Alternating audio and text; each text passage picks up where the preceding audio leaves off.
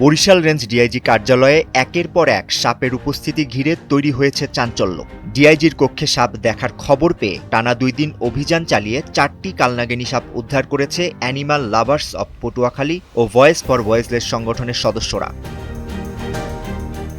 বরিশাল নগরীর কাশীপুর এলাকার range DIG কার্যালয়ে রোববার বিকেলে ডিআইজির কক্ষে কয়েকটি সাপ দেখা গেলে উদ্বেগ ছড়িয়ে পড়ে কর্মকর্তা কর্মচারীদের মধ্যে। খবর পেয়ে উদ্ধারকর্মীরা সেখানে পৌঁছে শুরু করে অভিযান। সাপের সন্ধানে প্রথমে খুলে ফেলা হয় কক্ষের ছাদের ডেকোরেশন, পরে দেয়ালের বিভিন্ন অংশ ভেঙে তল্লাশি চালানো হয়। দীর্ঘ অনুসন্ধানের পর দেয়ালের ফাঁকা স্থান থেকে উদ্ধার করা হয় এক জোড়া কালনাগিনী।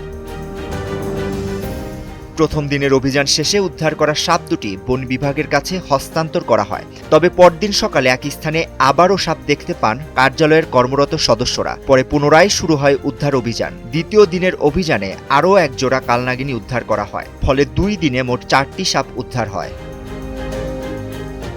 উদ্ধার অভিযানের সময় কার্যালয়ের সম্ভাব্য সব আশ্রয়স্থল খুঁটিয়ে খুঁটিয়ে তল্লাশি করা হয়। দেয়ালের ফাঁকা অংশ, ছাদের ডেকোরেশন এবং অন্যান্য লুকিয়ে থাকার স্থানগুলো পরীক্ষা করা হয়। উদ্ধারকর্মীদের ভাষ্য, দীর্ঘ সময় অনুসন্ধানের পর আর কোনো সাপের উপস্থিতির প্রমাণ না পাওয়ায় অভিযান সমাপ্ত করা হয়েছে। তবে ভবনের ভেতরে ভবিষ্যতে এমন পরিস্থিতি এড়াতে নিয়মিত পর্যবেক্ষণ ও সতর্কতা বাড়ানোর পরামর্শ দিয়েছে সংশ্লিষ্টরা।